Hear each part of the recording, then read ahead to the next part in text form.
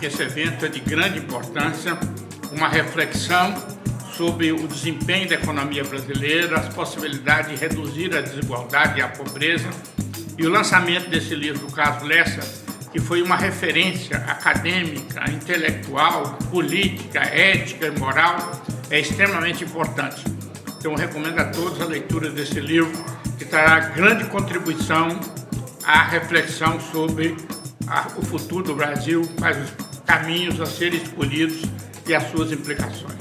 A Associação Brasileira de Economistas pela Democracia, ela tem o prazer de hoje fazer o lançamento do livro sobre o pensamento do economista Carlos Lessa.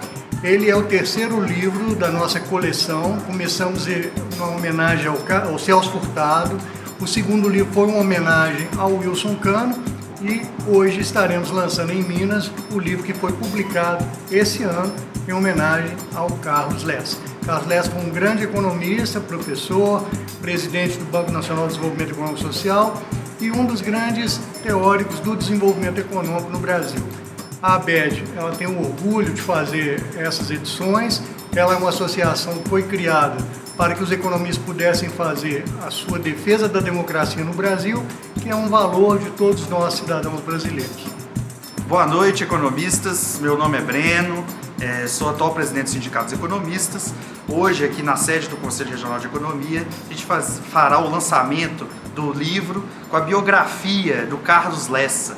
Carlos Lessa, que é um economista extremamente reconhecido, que sempre defendeu a igualdade social, foi presidente do BNDES, sempre defendeu os bancos de desenvolvimento econômico com o intuito de investir, de crescimento econômico do país. Então essa faz parte de uma atividade, né, do mês do economista. A gente teve várias outras atividades, com várias palestras, então é uma honra estar aqui representando os sindicatos economistas num evento tão importante.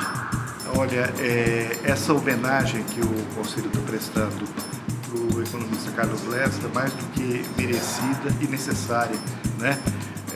Hoje nós vivemos um problema sério, que é a questão da democracia, né? E o Lessa é uma figura que sempre foi um defensor do ambiente democrático, das experiências democráticas, da participação democrática e da preocupação com o povo brasileiro, né? Então, quando você vê um lançamento de um livro revendo, né, a obra, revendo a vida do Carlos Lessa, é algo que para as novas gerações, né, é importante o registro e o exemplo. Boa noite a todos e todas. Muito obrigada por terem aceitado o convite de estar aqui hoje, nessa noite, no lançamento do livro do Carlos Lessa, e veio nos deixar, né, nesse período de pandemia, que foi um susto para todos nós, né?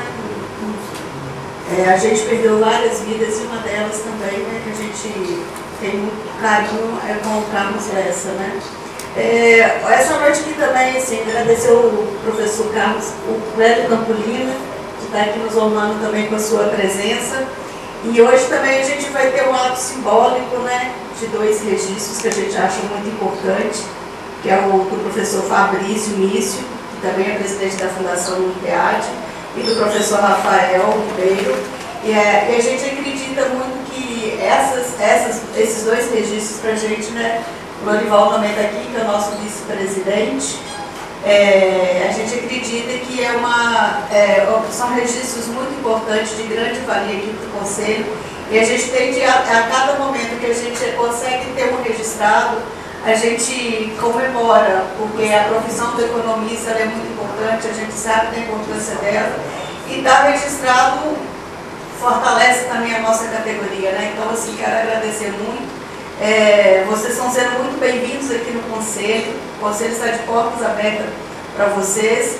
E é com muita alegria, né, Lorival, que a gente recebe assim, o lançamento do livro, o registro desses dois futuros economistas registrados.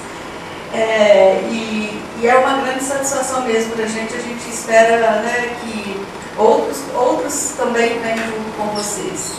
Quero assim, né, no lançamento, quando o pessoal, o Paulo, que é o coordenador da ABED, que a ABED surgiu justamente no período, né, no período que eu estava tendo golpe golpe parlamentar no Brasil, surgiram a ABET, a Associação Brasileira dos Economistas pela Democracia, um ato político, né, porque às vezes o Conselho ele fica meio refém de não poder agir de certa forma, e a ABET veio para agregar para agregar também essa discussão junto com a gente. E essa atividade de hoje ela é uma continuação de diversas atividades que nós realizamos, em parceria com o sindicato, com o Conselho, no mês da economia. A gente debateu aqui, fez um lançamento de livro, 3 lançamentos de livro, fizemos atividades em todas as universidades também, que tem um curso de economia, justamente nessa intenção de tentar trazer os futuros economistas para dentro do Conselho, para dentro do sindicato, né? Então, é uma atividade de extrema importância. E o Carlos Lessa, que foi um economista super renomado, importantíssimo na contribuição das ciências econômicas no Brasil, na contribuição de forma geral para o país. E nós acabamos de passar por um momento complexo, né, do avanço significativo do neoliberalismo. Aqui em Minas, o Zema, na defesa de privatizações das nossas principais empresas estatais, né, Copasa, CEMIG, e o Carlos Lessa, ele fazia justamente a defesa contrária disso tudo. Então, justamente agora, né, ele também foi presidente do BNDES, né, então toda a discussão da função dos bancos de desenvolvimento, agora com a retomada do governo, está sendo rediscutida, né, a importância dos bancos de desenvolvimento para o crescimento econômico do país, para o desenvolvimento econômico, né. O próprio BNDES, hoje a maior parte do investimento que ele faz é no agronegócio, né? Então toda essa questão precisa ser discutida também, para a gente conseguir realmente um desenvolvimento sustentável no país, uma redução da desigualdade social. Então, obrigado aí a presença de todos, vamos escutar o nosso ministro aqui, presença ilustre. Obrigado.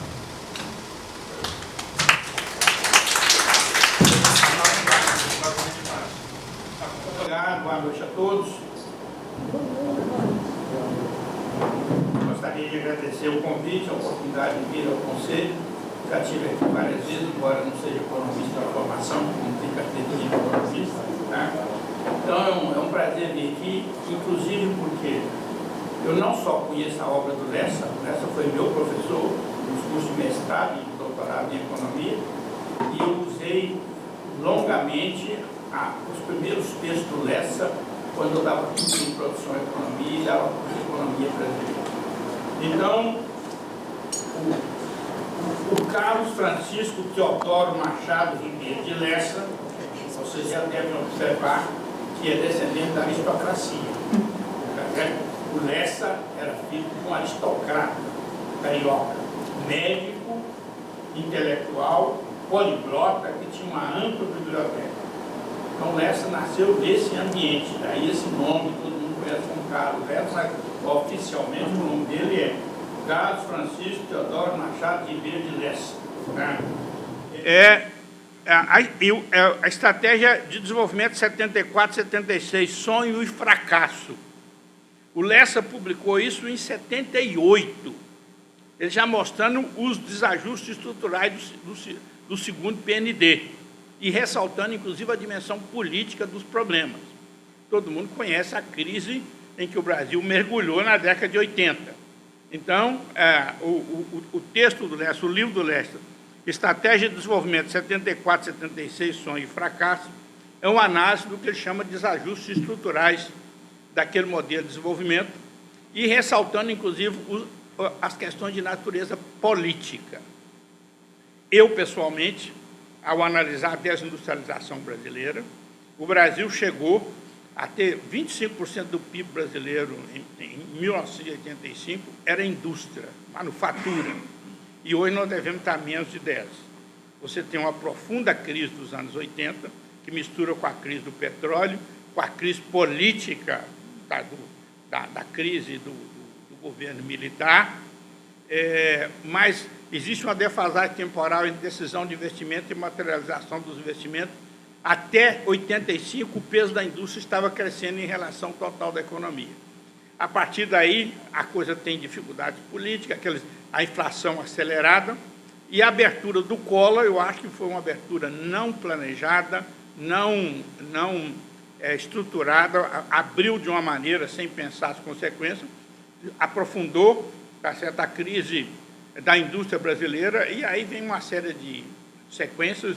Eu, inclusive, digo, tem um texto meu que está publicado, que o próprio primeiro governo do PT, ao julgar o câmbio lá embaixo, acabou de arrebentar a indústria.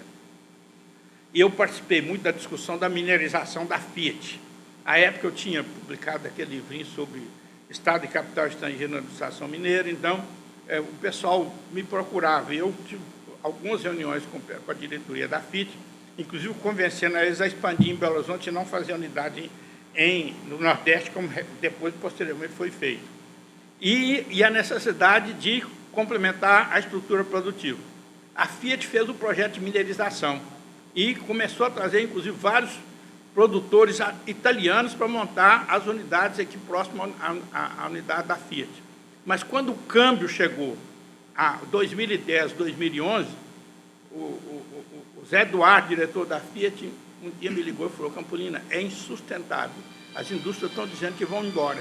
Elas importam mais barato que produzem aqui. A situação cambial. Então, esses estrangulamentos que começam lá no segundo PND, com crise do petróleo, etc., etc., esse livro do Lessa é central para a gente entender parte dessa dimensão da crise. Tá certo? Outro livro de referência do Lessa, que foi a tese de doutorado dele, a tese tardia, porque naquela época não havia doutorado no Brasil, mas as pessoas podiam se inscrever para fazer doutoramento, e a tese de doutorado dele, que foi defendida na UFRJ, é o conceito teórico de política econômica. Aí ele discute as dimensões da política, ele faz uma crítica à visão neoclássica, resgata o Keynes, mas introduz a dimensão política da tomada de decisão. Ou seja, não adianta você ter uma coisa feita, não adianta os planejadores terem um projeto muito bonito se o poder político não encampá-lo. Eu costumo dizer que entre o planejador e a lata de lixo pode ser questão de minutos.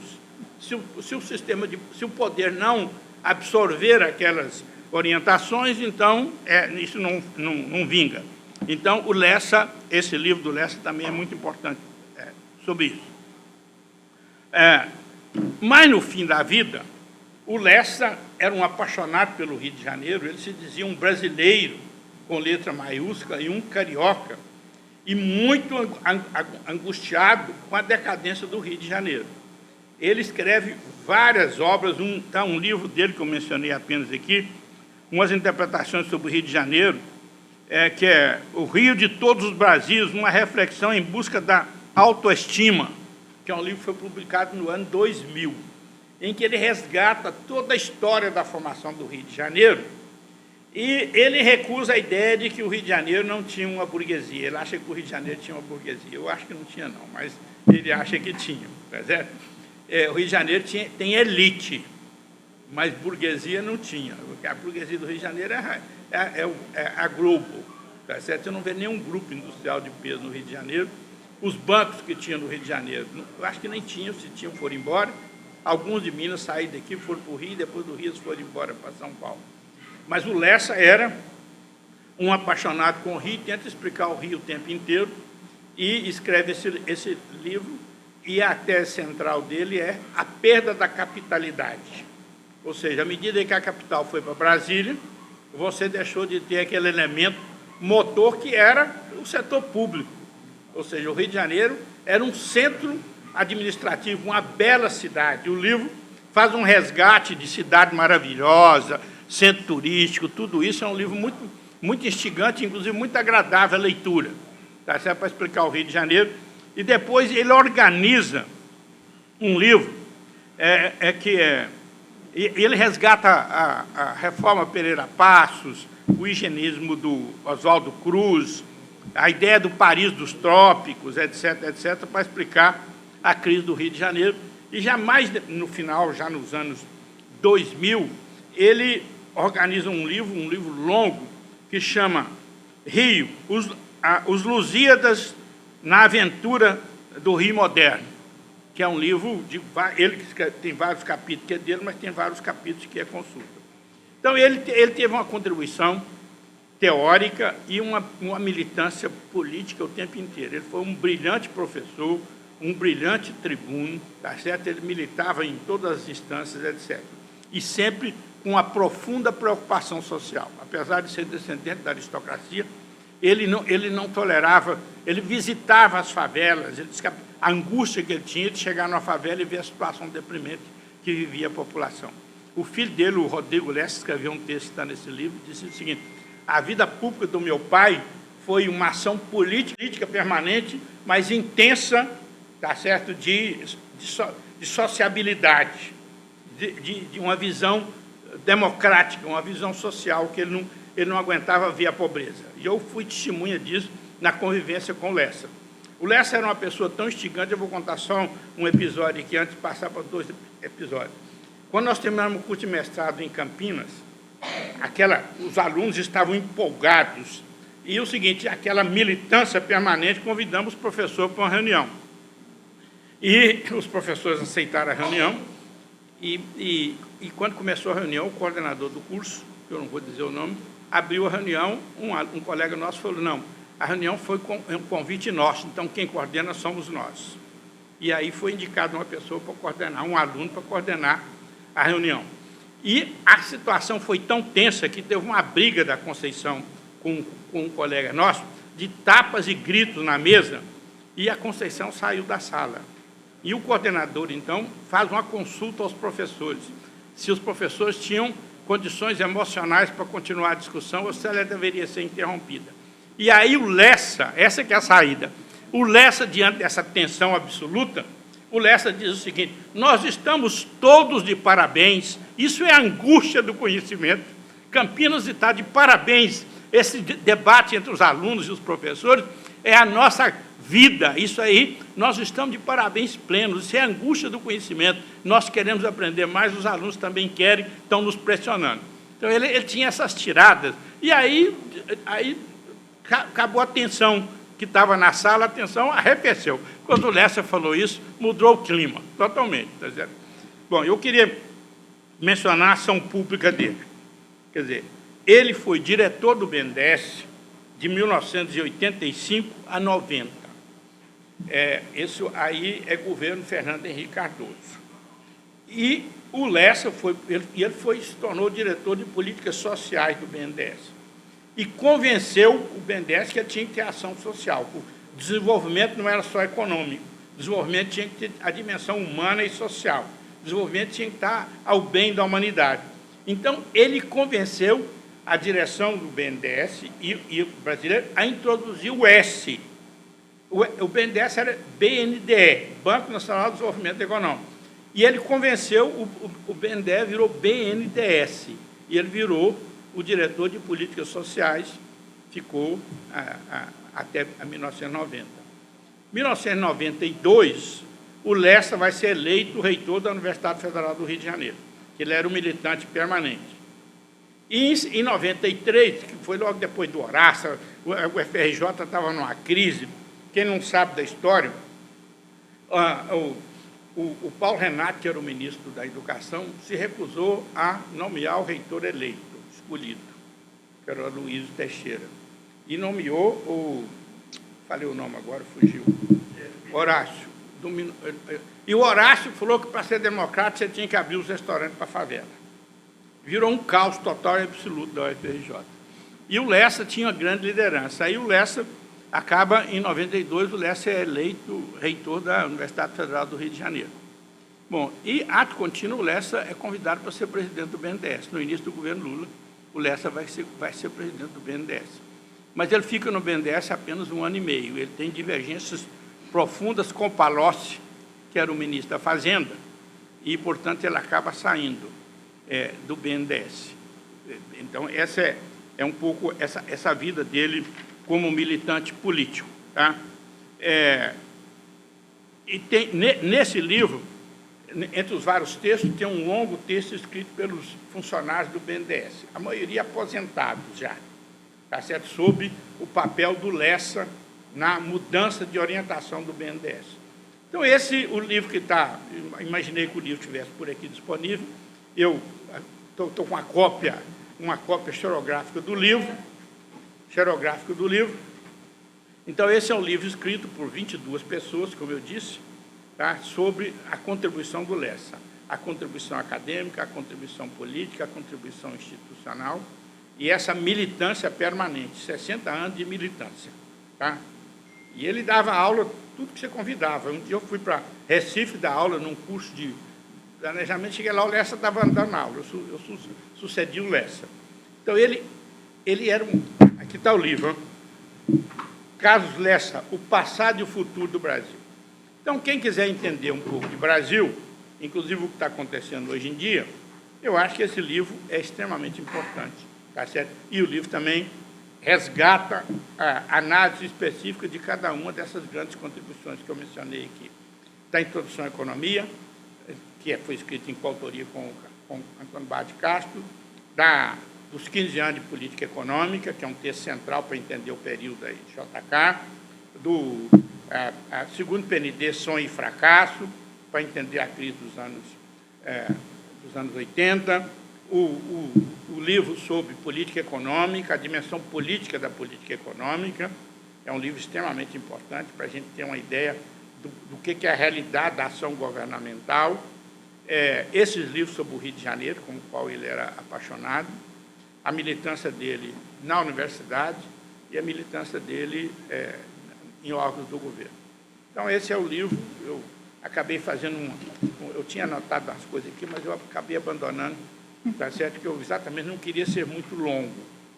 Então, é isso aí. Quem tiver motivado, compre esse livro do Lessa, esse livro sobre o Lessa, e se for dedicar essas coisas, aprofundar, aí você vai nos textos originais, inclusive para ver as controvérsias que existiam na época. Conceição com Lessa sobre a visão dele do programa de metas, o texto da Conceição sobre auge e declínio, depois o segundo PND, e a última vez que eu conversei com a Conceição, eu perguntei para ela como é que está o Lessa. Eu já sabia. Ela já está falando. A Conceição já está com 93 anos. Então, tem uns 4 anos que eu tive com ela, estava falando baixinho, eu falei, e o Lessa, como é que está o Lessa? Eu já sabia, ela falou assim, o Lessa agora não gosta mais de mim, ele brigou comigo. Eles eram amigos de unha e carne, você está entendendo? Mas são essas coisas da política, porque ele era inflamado, ele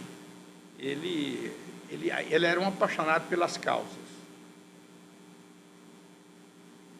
Tem outras passagens que o livro menciona. Ele devia ter algum dinheiro de herança, porque ele adorava ficar comprando coisa. E a mulher, a casa já não cabia mais coisa, e tudo que ele achava de coisa de velha, de coisa de antiguidade, etc., ele ia comprando e levando para dentro de casa. Então, ele chegava e pedia a empregada para esconder, para a mulher dele não ver, para depois ir pondo o negócio devagarinho, assim, num cantinho, assim, escorregando assim, para ver se ela não notava, tá certo?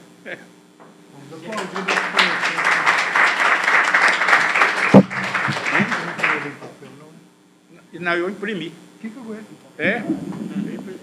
professor Boneta, todo o conhecimento dele nos brinda e nos sugere uma série de textos fundamentais do Carlos Lessa, mas se referiu ao livro dele, como deu livrinho, isso me revoltou.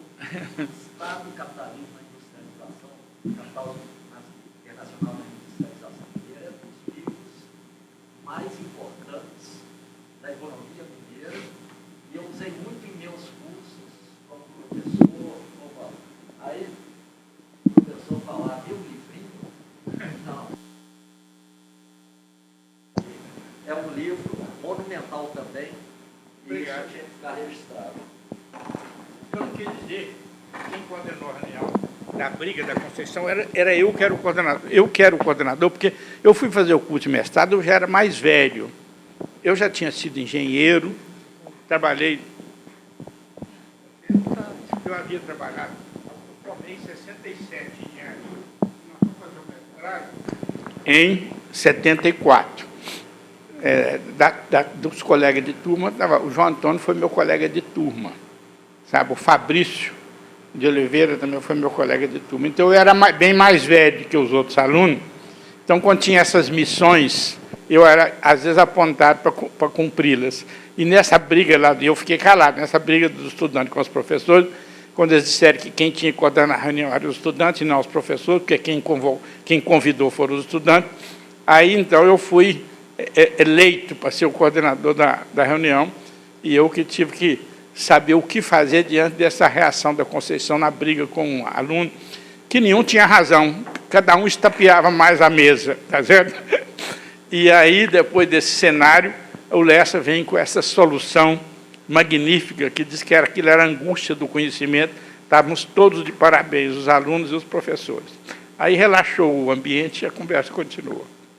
Então tá bom, já que está gravando, vou me apresentar. Fabrício, professor do CEDEPLAR.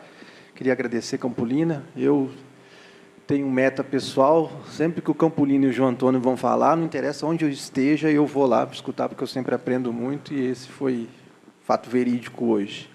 Mas aí, você falou da última gestão do Carlos Lessa no BNDES, e a saída do Carlos Lessa do BNDES, ela é emblemática, me tocou muito, assim, que a defesa do patrimônio nacional tem um ato na frente do BNDES, junto com os funcionários, que ele faz ele dá uma entrevista enrolado na bandeira do Brasil, acusando as elites de enganar o governo do PT. Que eu acho que, assim, se fazer uma leitura, né, dos últimos acontecimentos, não estava muito longe disso, assim.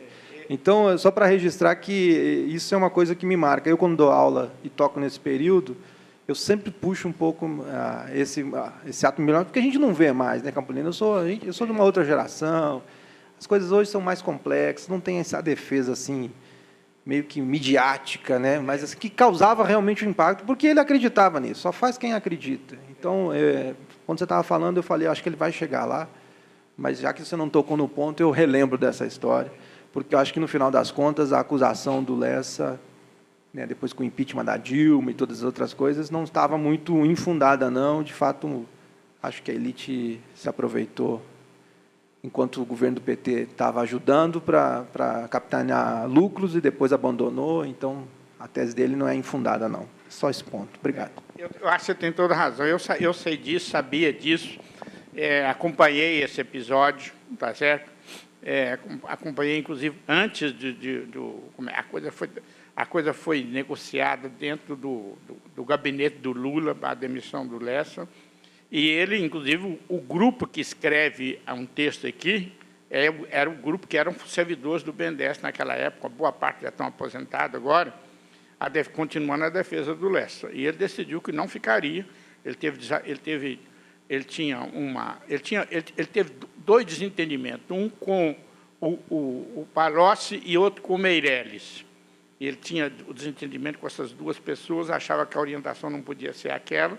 Ele era muito inflamado, ele defendia as posições dele, então preferiu cair e não mudar. E os funcionários do BNDES fizeram realmente uma manifestação política maravilhosa em defesa dele.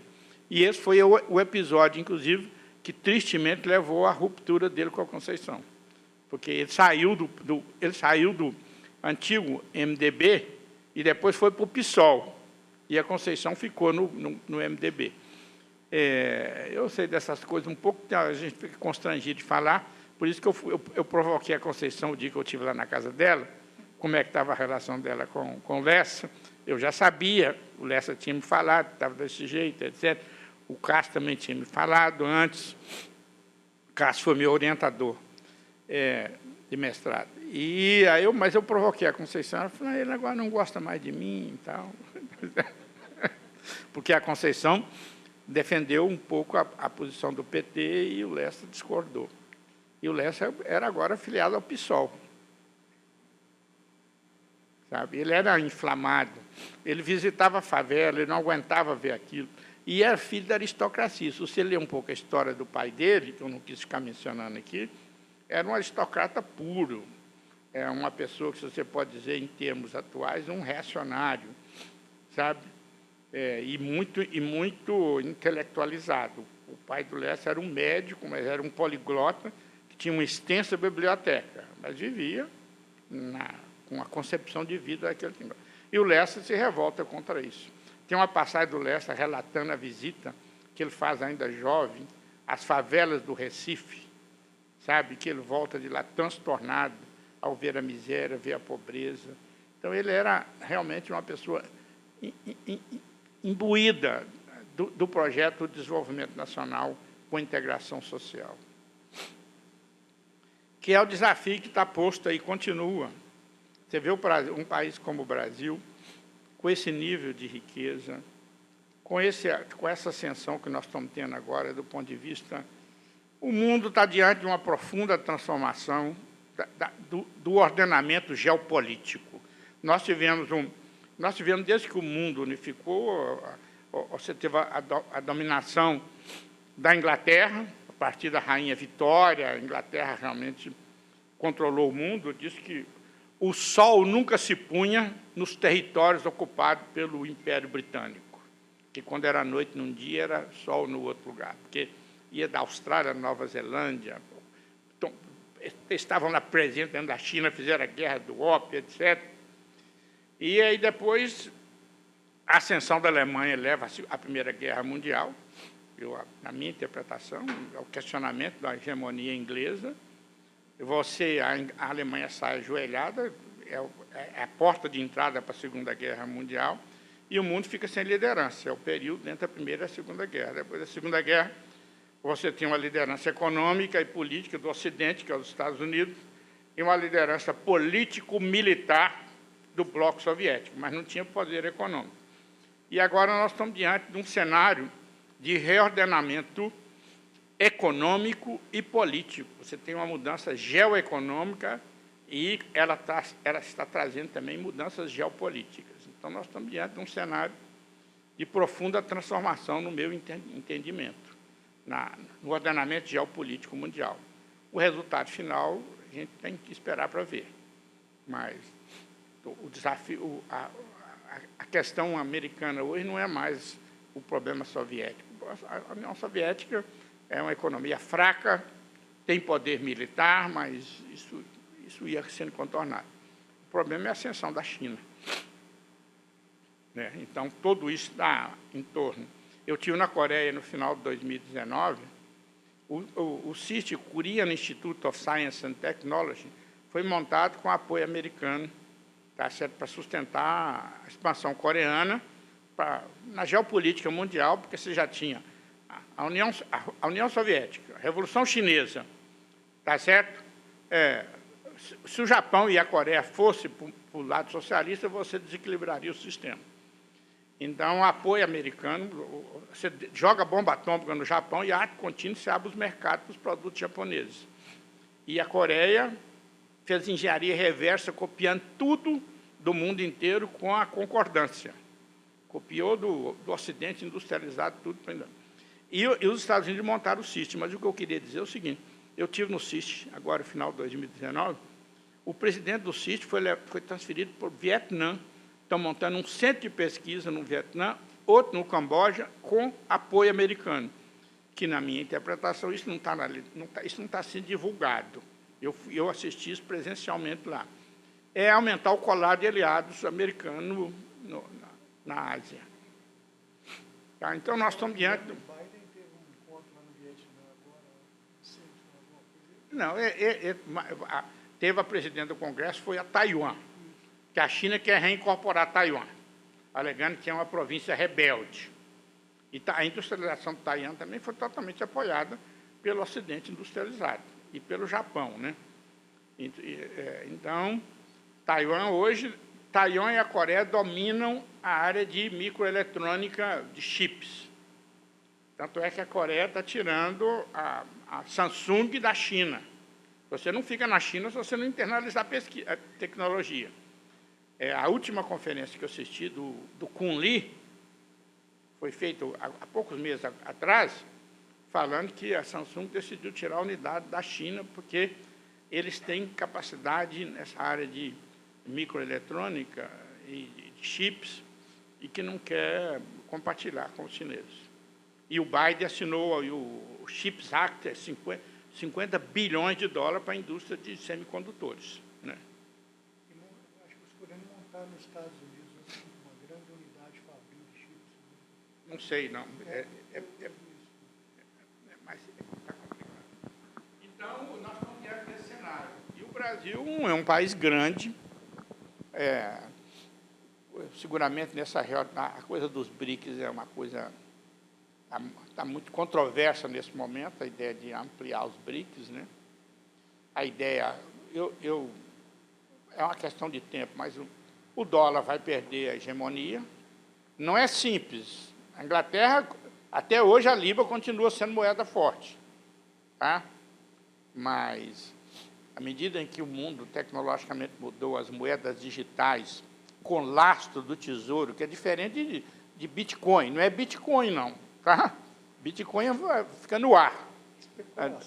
Agora, a moeda digital com lastro do tesouro, que é um pouco essas propostas que estão por aí.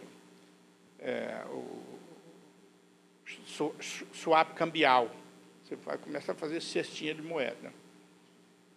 Mas é complicado isso, porque as reservas internacionais estão fundamentalmente em dólar.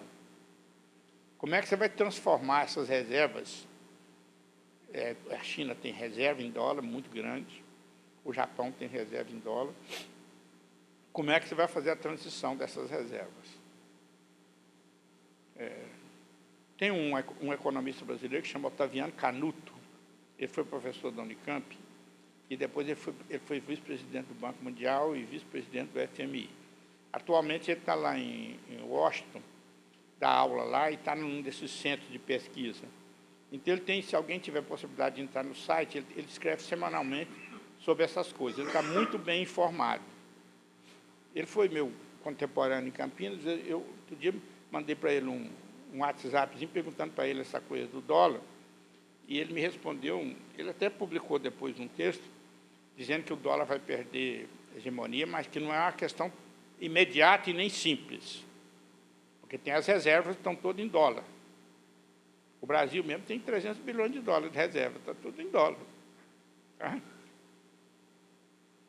Mas eu dizia...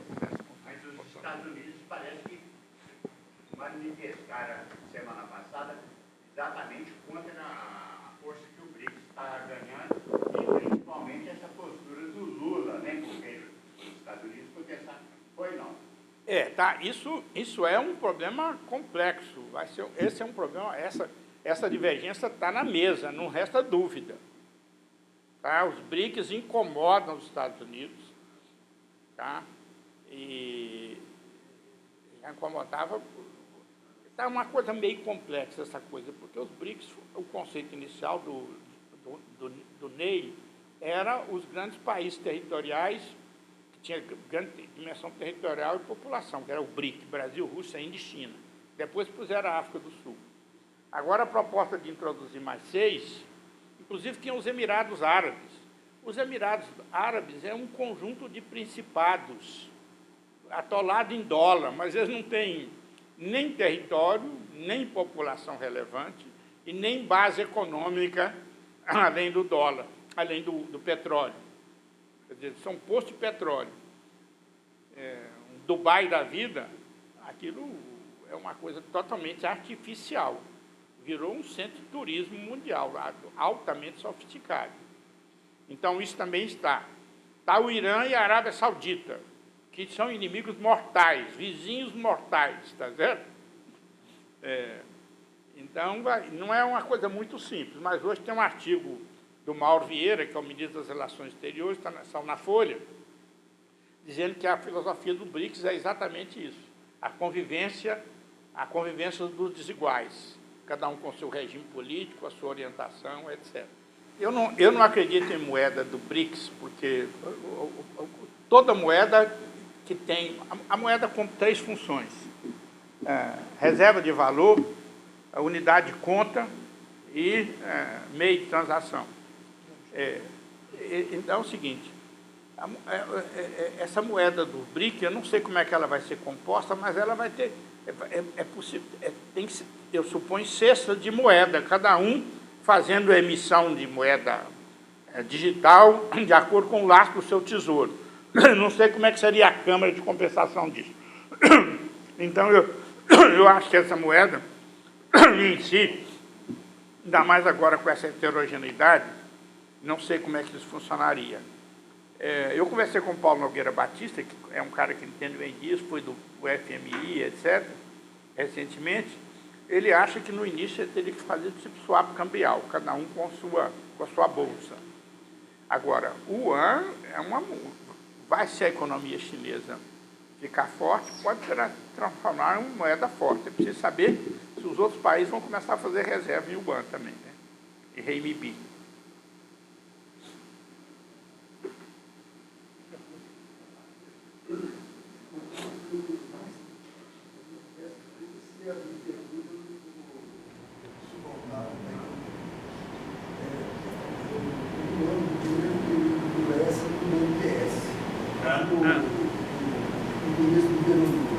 Sim, sim.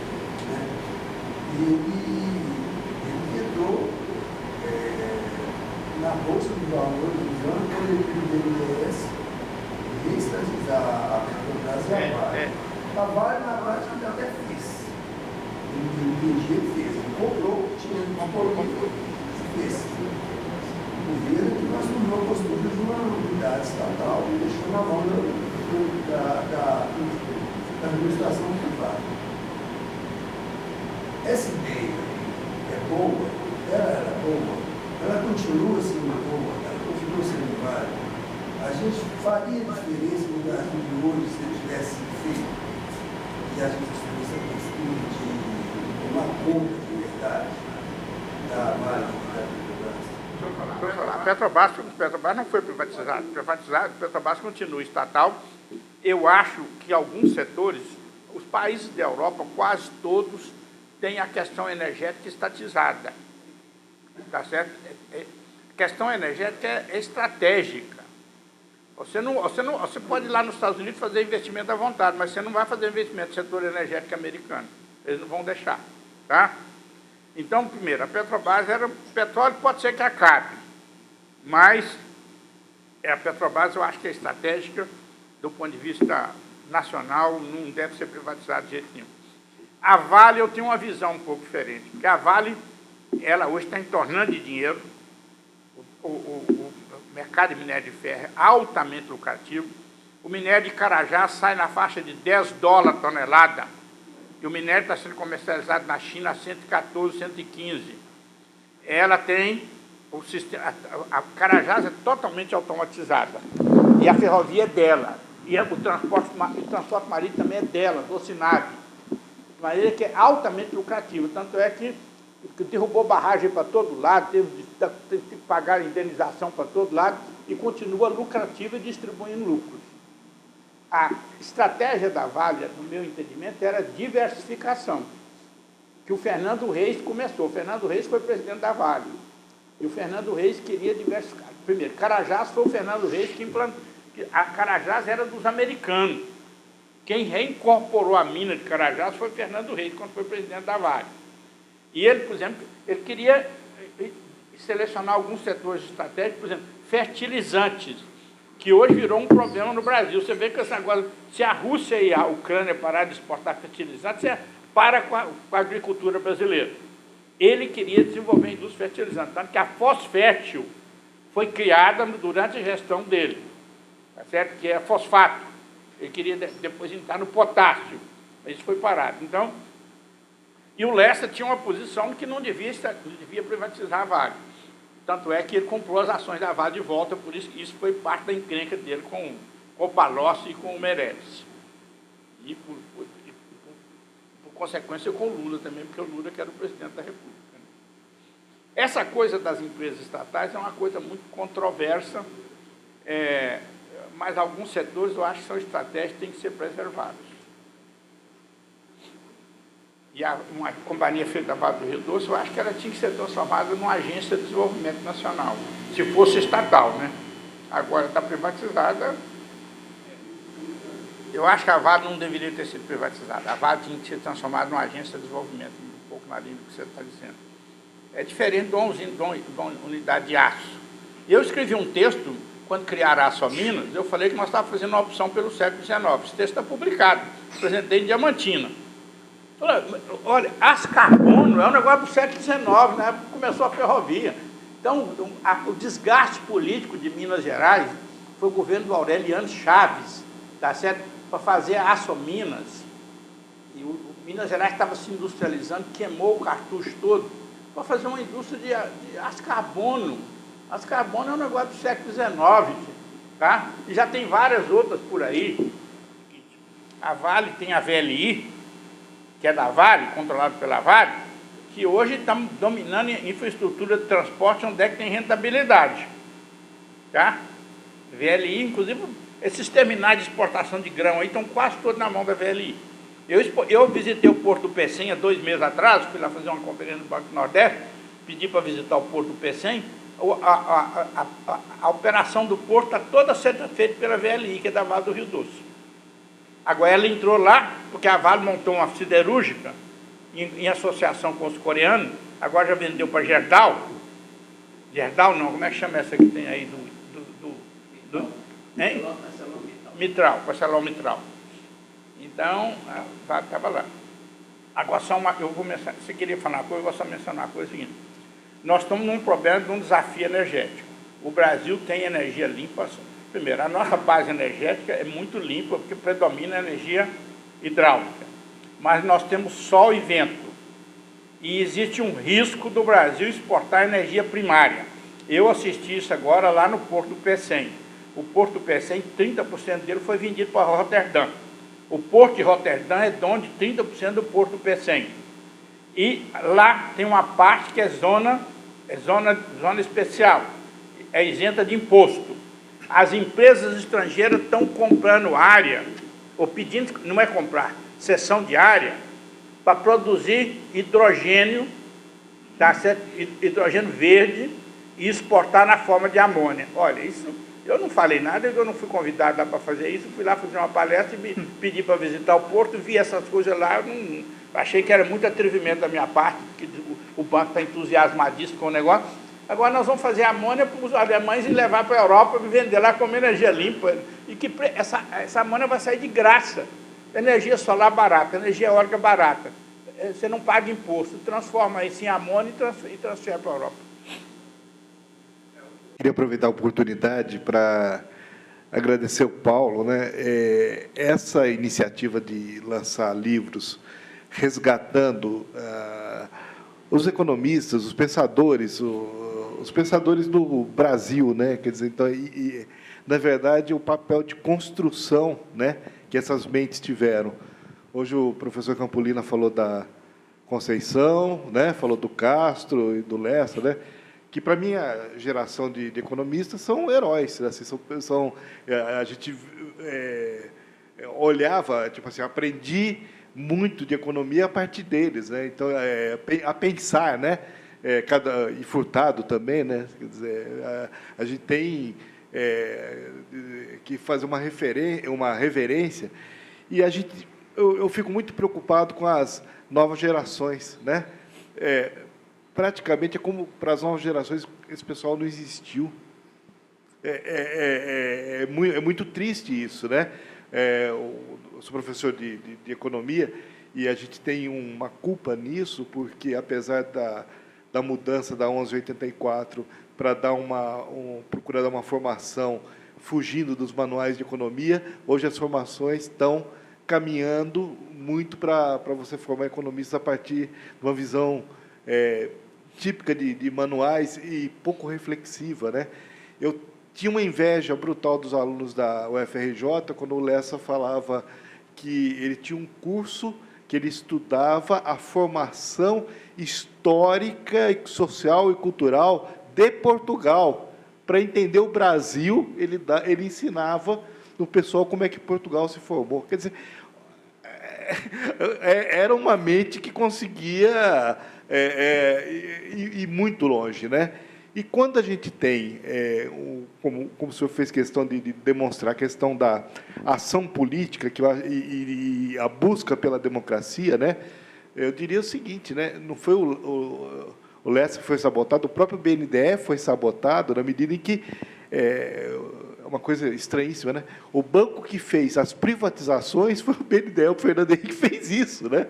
Quer dizer, ele levou o banco, que era um banco que nasceu com a perspectiva estratégica do desenvolvimento, a realizar as privatizações fora de qualquer preocupação com o desenvolvimento. Na verdade, é a preocupação de fazer caixa para poder resolver outros problemas.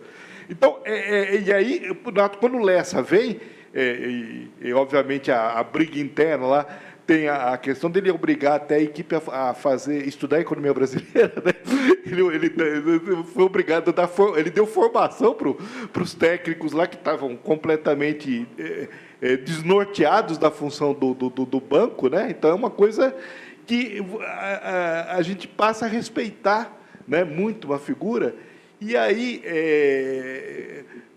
eu gostaria de fazer um elogio à sua pessoa, lembrando que o senhor é um digno herdeiro, né? Foi aluno e é um aluno que tem também essa ação política com a preocupação da construção do país, né? Eu sou professor da Universidade Federal de Juiz de Fora e nós crescemos muito na pós-graduação e ninguém sabe.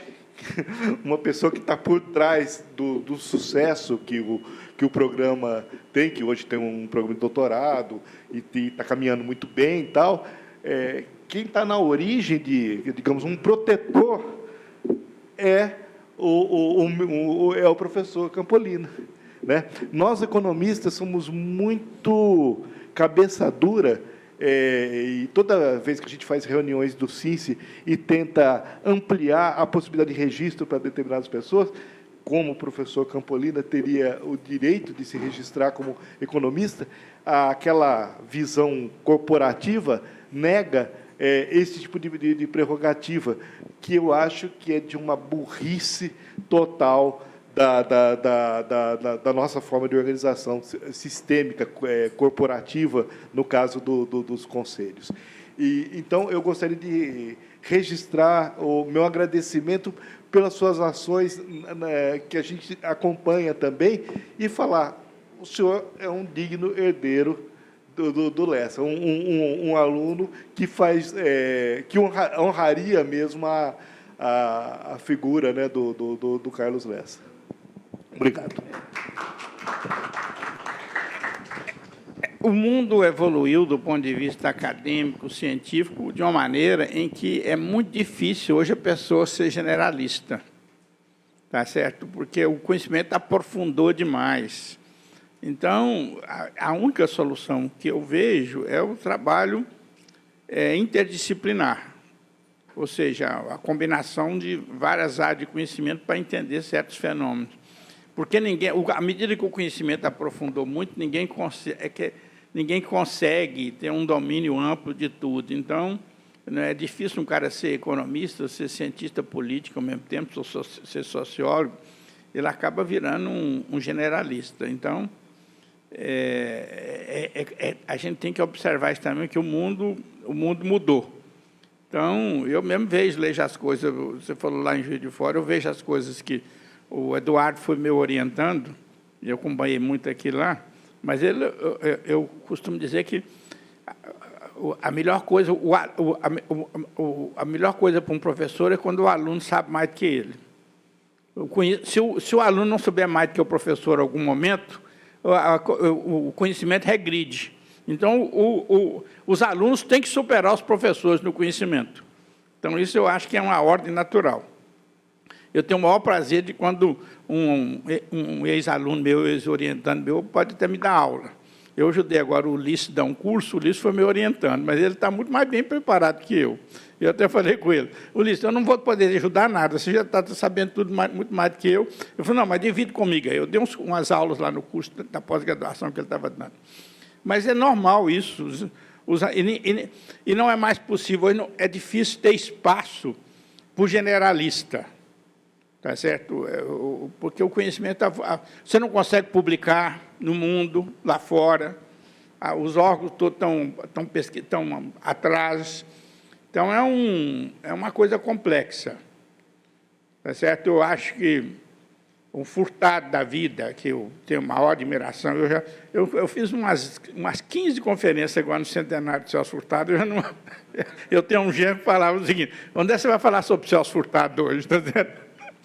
Mas, hoje em dia, o Celso Furtado, eu acho que foi um grande intérprete do Brasil e da América Latina, mas, hoje em dia, eu não sei se o conhecimento evoluiria dessa forma, de uma maneira mais integrada a várias áreas de conhecimento ao mesmo tempo, né? E, da mesma maneira, do Lessa, a Conceição, o Castro estava mais focado nas coisas, ele morreu de uma maneira estúpida, caiu a laje na cabeça dele, não é? Mas estava aí. A Conceição agora já está fora do circuito. Mas a reação do Lessa, eu acho que era muito prudente. Mas as coisas políticas são mais complexas. Então, às vezes, você tem uma ideia, mas o poder político pensa diferente, ou quer agir diferente, ou vê outros constrangimentos de curto prazo, então, acaba, às vezes, as coisas não andam, né? E o Lessa era um cedo arrojado, ele não cedia, ele não abria mão das convicções dele. Eu convivi muito com ele, gostava muito dele, mas ele era desse jeito. Ele falava comigo: não, eu estou doente, ele teve câncer. Um dia eu fui com uma banca com o Lessa lá na UFRJ, o Lessa estava saindo do câncer. Vamos almoçar. Vamos almoçar. Chega lá, o Lessa falou: não, a minha mãe já estava velha, ela pediu uma fritada de camarão. Eu quero uma fritada de camarão. Eu fiquei meio perplexo diante daquilo, mas deixa o homem comer a fritada de camarão dele. Ele disse que a mãe dele comia, pô.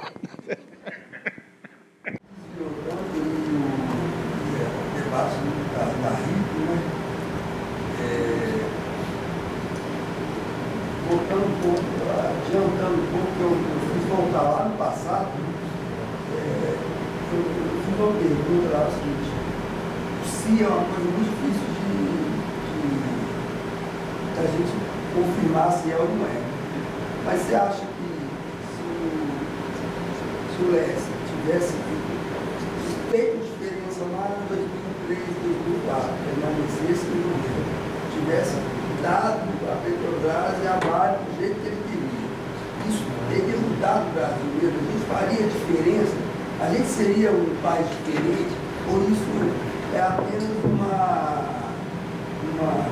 gente conseguiria soberania, conseguiria ter melhorado a renda média? Não sei, porque é o seguinte: o sistema, isso aqui é capitalismo, é mercado.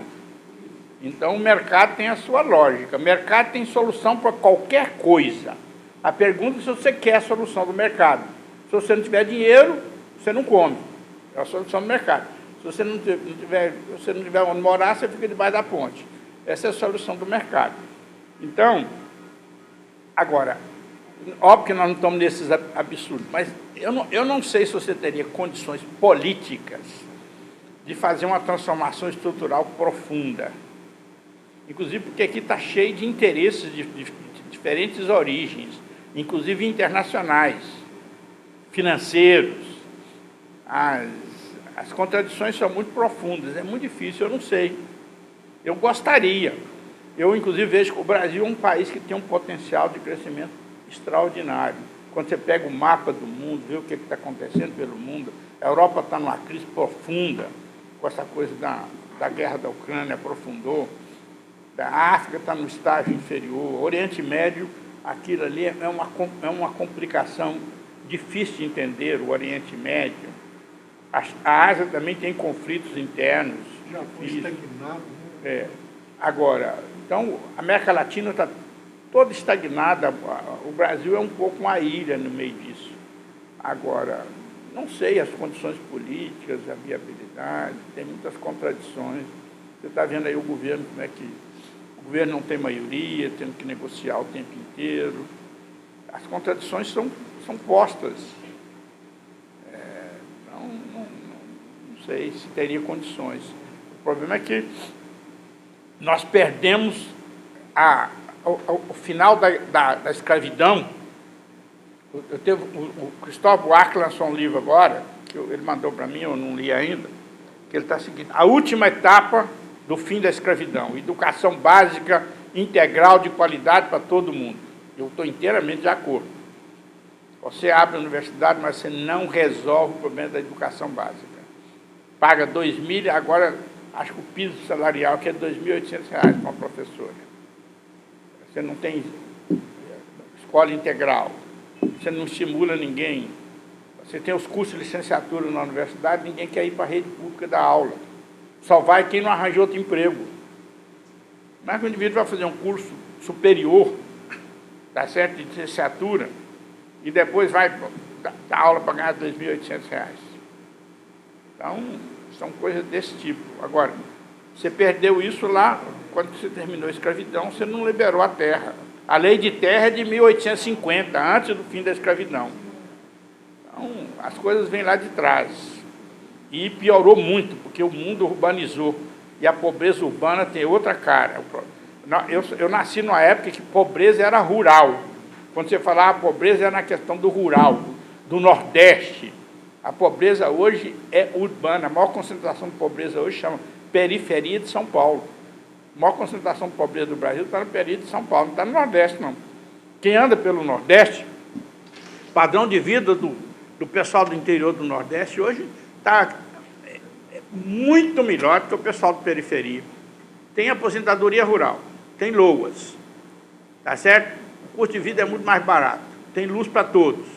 O cara acaba tendo uma casinha, porque casa todo mundo sabe fazer. Para fazer um prédio precisa de engenheiro, arquiteto, etc. Mas para fazer um negocinho lá para...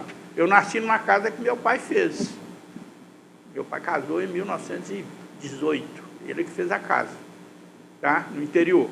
E era uma casa confortável. Então, casa. Quem faz casa é pedreiro, é carpinteiro, não é... Então, é o seguinte, esse pessoal que faz as casas não tem casa. Tá? Então, não tiveram oportunidade. Então, acabar com a desigualdade no Brasil é muito difícil. Mas eu acho que essa tinha que ser uma meta central.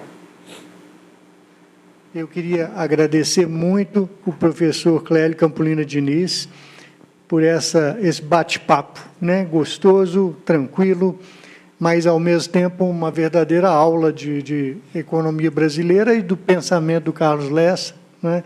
E até da vida íntima do Carlos Lessa, né? Nós saímos aqui conhecendo mais. Eu quero agradecer muito à Valquíria, ao Breno, essa parceria dos economistas pela democracia, com o Sindicato dos Economistas, com o Conselho Regional de Economia, porque a gente resgata a ideia e o conceito de casa do economista. Nós não somos muitos, não. Eu falo que os economistas são quase que perfume francês, né? Estão formando aí muito poucos todo ano e cada vez menos, né? E a gente percebe isso aqui nos registros, né, do Conselho. Cada ano que passa, os velhos estão aposentando, estão saindo, e muitos poucos entrando, né?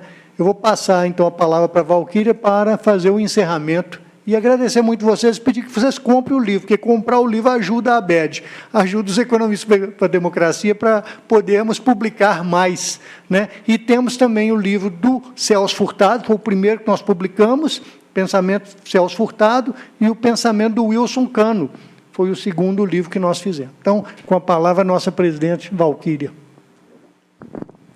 Igual o Paulo comentou aqui agora, né, que são poucos registrados, né, então a gente quer, por favor, Rafael e Fabrício, fazem um favor aqui, a gente quer registrar esse momento, né? E o Paulo estando aqui também, a gente tem o conselheiro Lorival, Carol, o Davidson, o Gustavo estava aqui, ele teve que sair, e falar também que a gente está no processo eleitoral também, né, Paulo? Que a gente está aí montando uma nova chapa. As eleições vão acontecer em outubro. Vocês vão registrar, vocês vão poder votar em mim. Brincadeira. Mas aí a gente está no processo eleitoral também, que eu vou falar aqui. E aí eu quero apresentar para vocês também, depois que a gente fizer aqui, a nova chapa que vai constituir o Conselho, e a gente também acredita que a vinda de vocês para o Conselho tem uma representatividade muito grande, né? Vocês, sendo professores, né, vocês sabem que não tem a obrigação de ter o registro, porque quem fiscaliza o professor é o MEC, mas a gente, vocês reconhecendo a importância de ter o registro, de poder estar atuando enquanto economistas, isso para nós é muito grandioso, né? O Conselho agradece muito essa ação de vocês, né?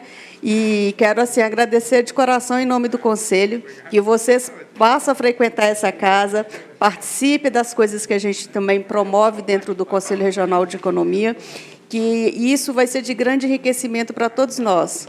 Por favor, Lorival, você também faz uma fala, você é nosso vice-presidente, também é professor, né? Está aí com o registro em dia. Estou mesmo, mensalidade paga, anualidade paga, direitinho. É importante, né? Nossa legislação ela tem uma série de distorções, né? E no caso do professor, quando não se exige, né? Mas, na verdade, se ele é economista e atualmente as atividades que os professores universitários têm, principalmente nos centros de pesquisa, tem um momento que eles desenvolvem os trabalhos técnicos, e o trabalho técnico é o trabalho de economista. Então, nesse caso, ele está exercendo a profissão de economista, ao produzir relatórios, ao produzir artigos, alguma coisa assim. Quer dizer, ele está fazendo um trabalho que depende da formação específica de economista, né? E às vezes, hoje em dia, também há a possibilidade de prestar consultorias, né, que está aberta pela Lei de Inovação, né, que eu acho que é uma coisa fundamental, porque ajuda a aumentar a produtividade do setor privado e do setor público, dependendo para onde a consultoria é prestada, né?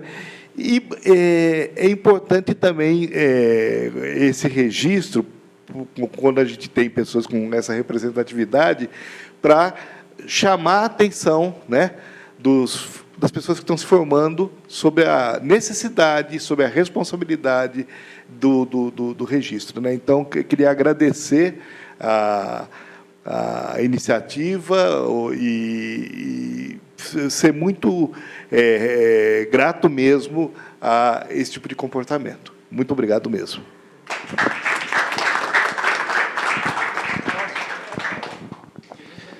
Só registrar o agradecimento pela fala, pela recepção. Na verdade, a gente está aqui, a gente está quase que reparando um erro histórico, né, Rafael? Faz um tempo que a gente conversa de vir, se fazer o registro, mas a vida vai levando e a gente vai adiando, até que esses dias eu encontrei a Valquíria, falei, vamos oficializar, porque senão a gente vai postergando, e aqui estamos hoje. Então, agradecer, dizer que vocês podem contar com a gente, tem o nosso compromisso, da gente participar em todas as atividades, sempre que possível, se mobilizar e fazer o Conselho crescer e ter o reconhecimento que ele merece. Então, obrigado por tudo.